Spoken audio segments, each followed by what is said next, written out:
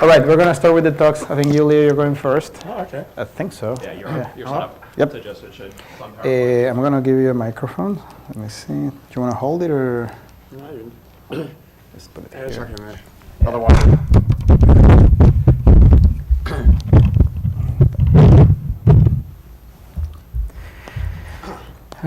All right. I'm going to start with a couple of. Good. I got a booming great voice, anyways. Okay. Give it with this.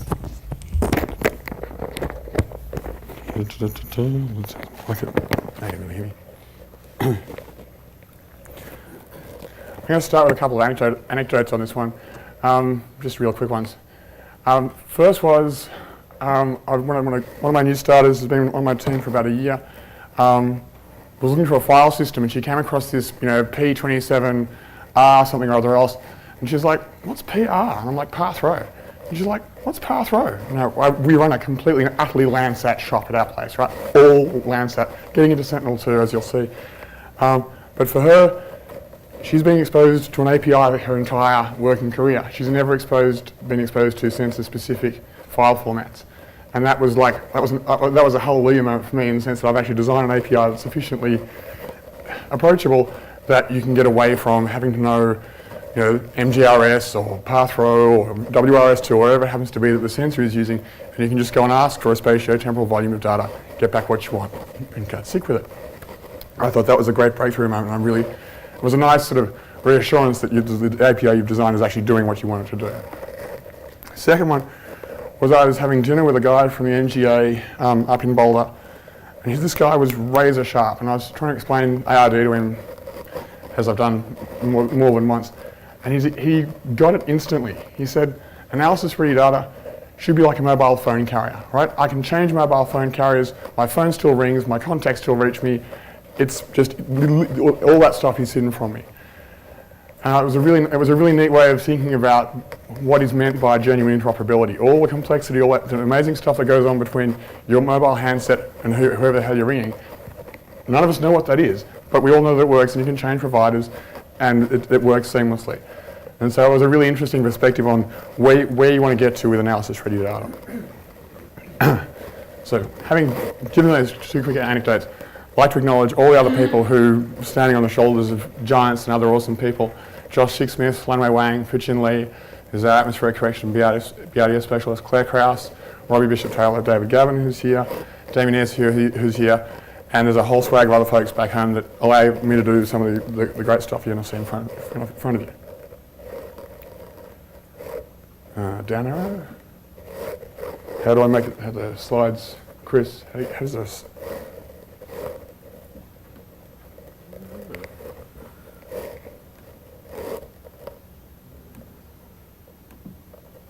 That'll do it.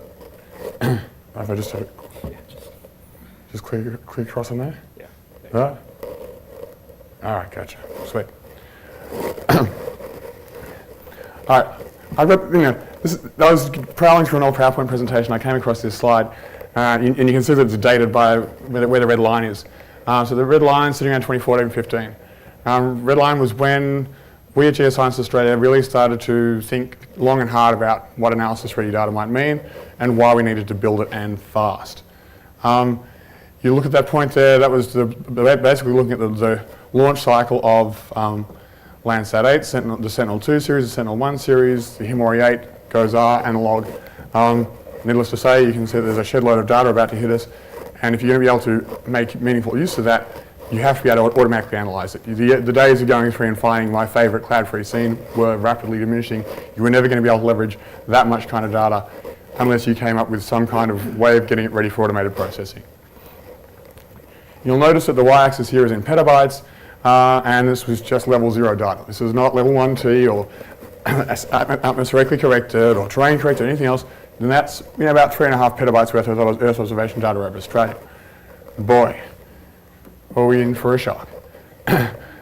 It's probably more like that, and my apologies if your favourite satellite constellation is not up on that plot. It is there to illustrate the point that we vastly underestimated the sheer scale of what somebody in my team before referred to as the Meta Constellation of Earth observation satellites. So here we are in 2018, There are that many platforms up there at the moment. We're observing their surface everywhere, at least probably once a day, if not more so, if you consider the full gamut of everyone in this room and their respective satellite constellations. So it only reinforces the need for analysis-ready data, right? If we're going to be able to throw machine learning algorithms at this stuff, if we're going to be able to throw petascale compute at this stuff, we can't be sitting there manually weeding out clouds.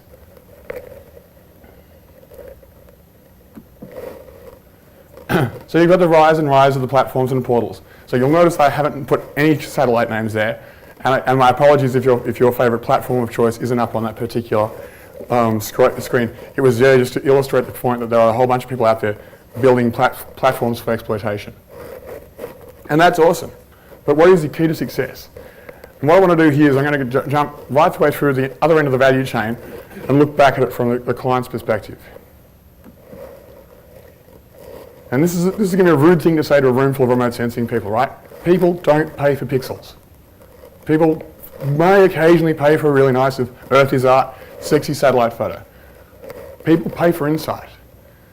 People pay for understanding information about an asset on the ground. Now that asset on the ground may well be informed by a whole bunch of satellite images, but people don't actually pay for the pixels themselves. They want to be able to support a decision. Nice tweet here. Use the data, don't just collect pictures, right? And I was thinking to myself, great, I'm on top of a game here, I've really had a whole bunch of insight. And I kept prowling through my Twitter feed. And of course, IBM and Pioneer, which is one of the big agribusinesses, apologies if I don't know who you are both launching similar kinds of capabilities, right? They are, farmers use satellite imagery, weather data, and Watson, whatever Watson is, to help monitor soil moisture level. Let's put smart to work. Lovely, lovely concept. Then you've got the guy over in the other field over here. And this image is really, really important. It's important for the following reasons, right? A, he's in the field, literally in the field. B, he's got a device in his hand which is enabling him to make a decision. So whatever satellite imagery he's made use of has been distilled down to the point where it can get down a mobile network onto his device so he can make that decision right there in the middle of his asset.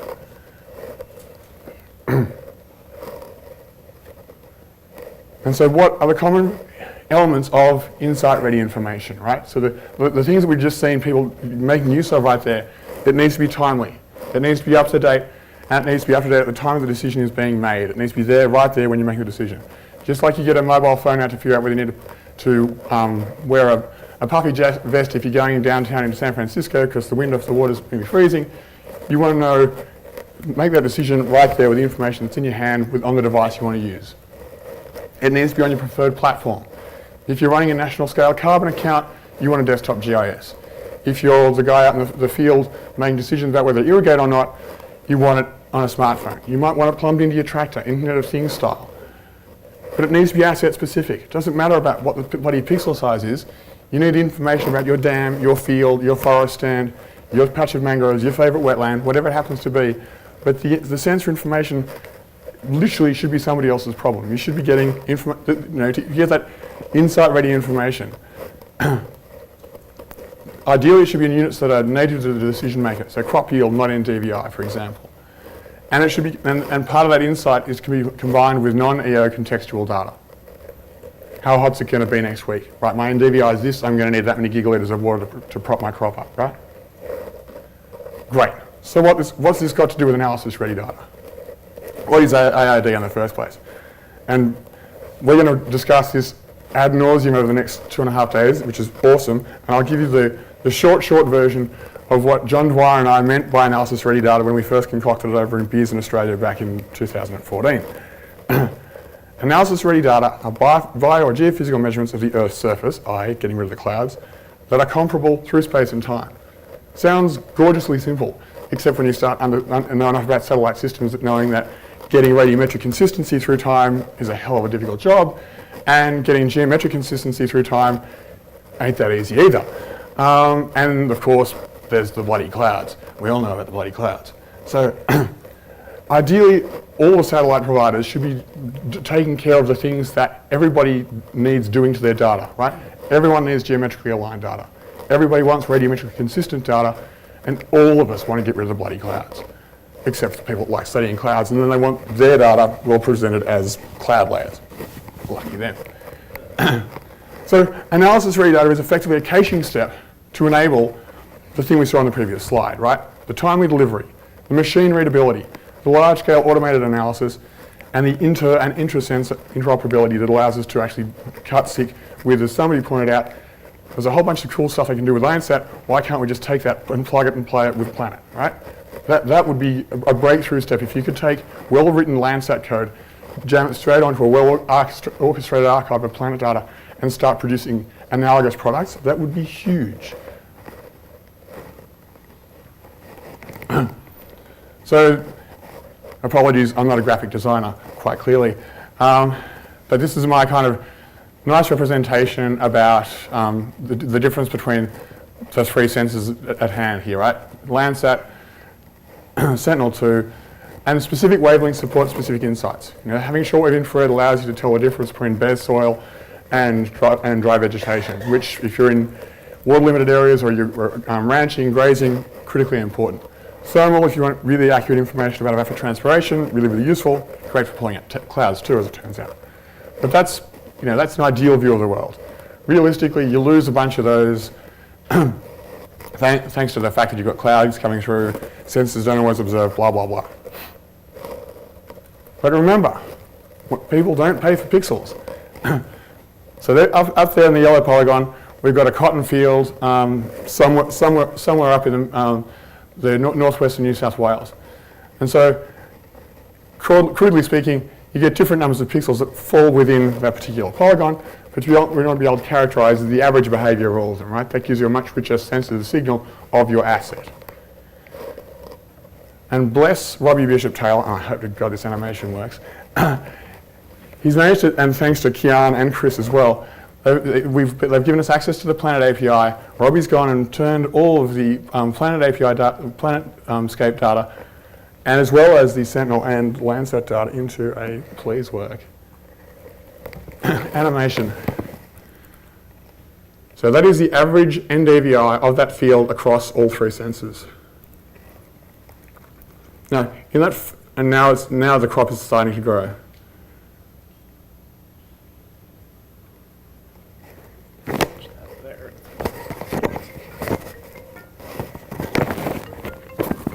Gotcha.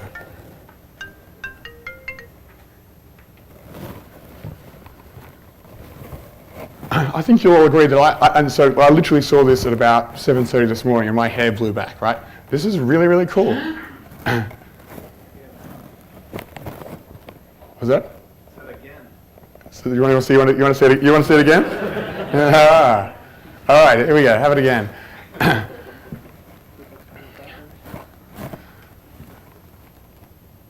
So in that early part, there's something quite odd going on. I don't understand because Sentinel-2 and Landsat are sitting really smoothly together, and the Planet's off doing something else.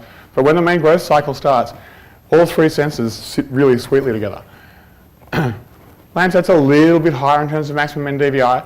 But if you're running integrate the area under the curve crop growth model, either of those two sensors would work just fine, right?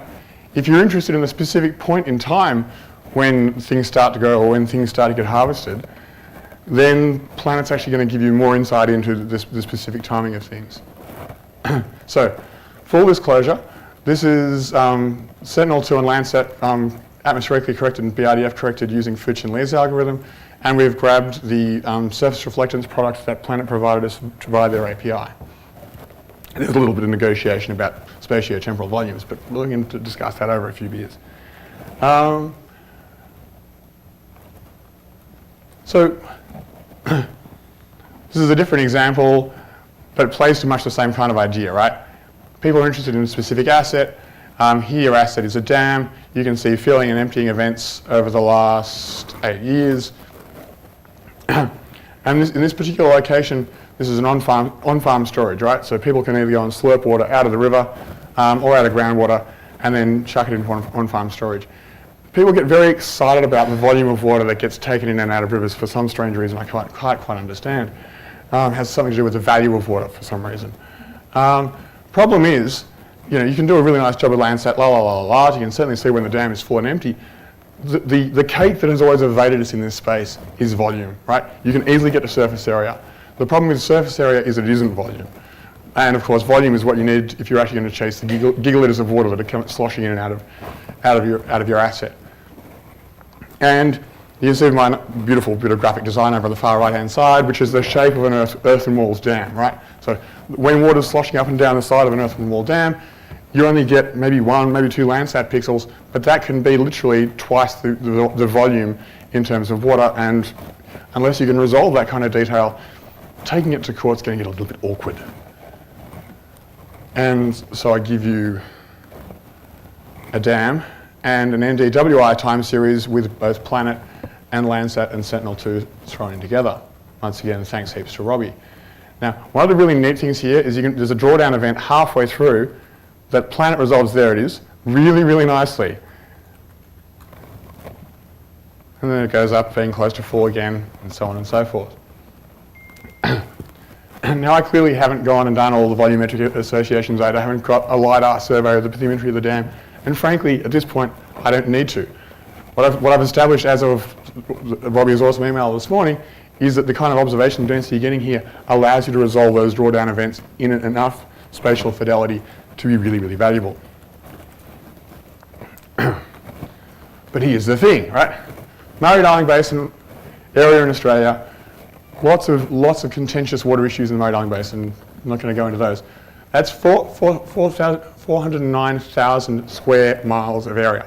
Now, I don't particularly want to have to manage 409,000 square miles of Planet data. That's a lot of petabytes of Planet data, particularly if it's rolling in on a daily basis, right? I care quite a lot about specific assets within it, and I want to have access to up-to-date information about those assets, but I don't necessarily want to be slurping down all of the entire raster all the time, right? Notwithstanding the price point, just the sheer data volumes and curation overhead would be untenable. So, time for my provocative analogy. So basically, purchasing scenes versus streaming data for your asset, right? This is a shift from a CD model to a Spotify model. I don't want to buy the bloody album. I just want to have that one track that I really like and then have a few recommendations for other tracks that I really like.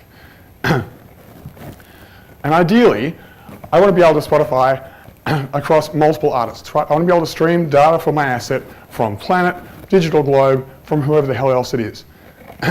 And I want to be able to do that on demand. And so I don't necessarily want to do it all the time for all the hundreds, tens of thousands of dams across the entire Murray-Darling Basin.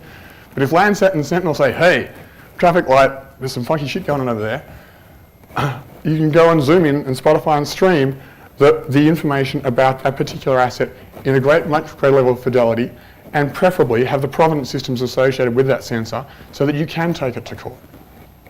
Timing is everything, of course. Understanding the exact timing when things happen helps immensely. So somebody introduced me to the whole idea of user stories before, and I hadn't come across them. This is my attempt to do a haiku on this whole thing, right? As a NEO analyst, I need the ability to select all the valid observations that fall within my asset and analyze them and present the information to the decision maker in their context. So it's, it's wordy, it's dense, it's a little bit haiku-ish, but the more I agonized over those words because I think it's you really got to try and nail exactly what you want the satellite imagery providers and their APIs to enable you to do. That's, if we're going to start talking about building standards for APIs and blah, blah, blah, blah, what does the overall cake look like? As an Earth observation analyst, I want to be able to do those things. Retrieve a spatiotemporal volume of data. I think of that as a,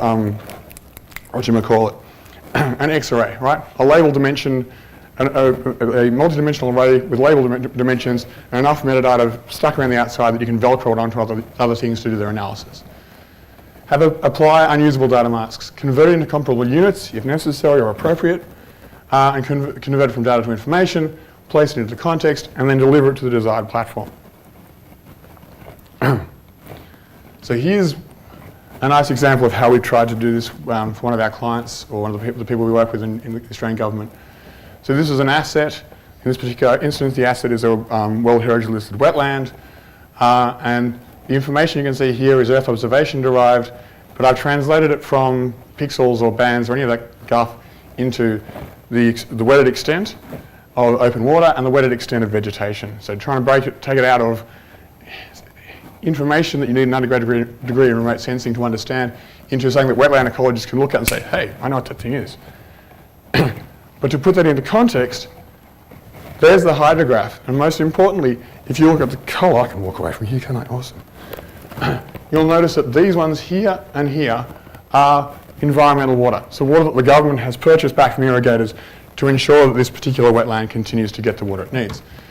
And basically what you can see is that 2014 and 2015, without that environmental water, you wouldn't have had a growth cycle, a vegetation, ecological cycle within that particular asset. So this is insight that allows the people who are buying that environmental water back from the irrigators to go back to the irrigators and say, hey, look, we bought the water, we did the thing, and there's been an environmental response. And at no point do any of them have had to have had an undergrad degree in remote sensing. You're providing them with information about their asset in their context. And now we're talking about a much larger asset, right? We're talking about the entire Australian coastline. And this is a nice bit of Twitter candy where Robbie, fantastic kitty is, has gone and linked all the tiles to a tidal model, right? So you're watching the tide go in and out, Roebuck Bay, Western Australia. And of course, because we've got continents worth of ARD, 30 years worth of information, and a supercomputer facility, we can do it everywhere.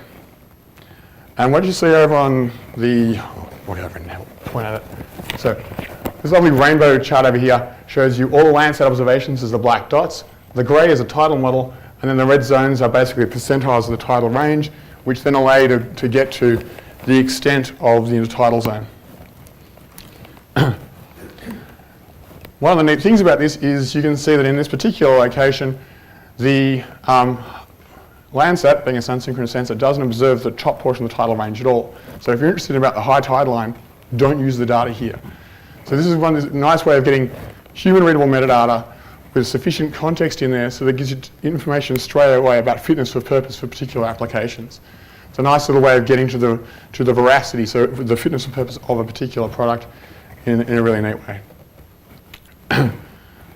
Now from a planet perspective or from a digital globe perspective, you could go large and big and capture things like this, but largely these are reasonably static zones for large slabs of the Australian coast. But there are a few places where intertidal zones want to change. You can have port development, or you can have sand spits and mangroves that migrate and grow and shift around, right? And by linking stuff to a tidal model, i.e. placing Earth observation data into a non-EO context, you can suppress that tidal variability. You make a mid-tide composite, all you're looking at is geomorphic change or development change. Now, I can imagine that from a planet perspective or digital globe or any of the high-resolution, high-frequency providers, if I'm a shrimp trawler coming down that coast, having up-to-date information about exactly where those sand spits are going to be kind of useful, right? So you could potentially, you can see how you might not necessarily want to run a digital global planet scale analysis of the intertidal zones of the entire Australian coastline. But if you know where the areas that are changing are based on those coarser resolution products, you could build value-added products that are right up to date that allow improved navigation and so on and so forth. And that's me. Thank you.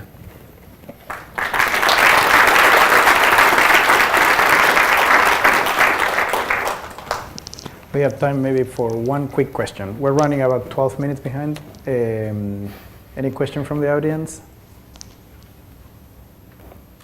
Stunned them. No questions. All right. Well, thanks, Lee, again. No worries.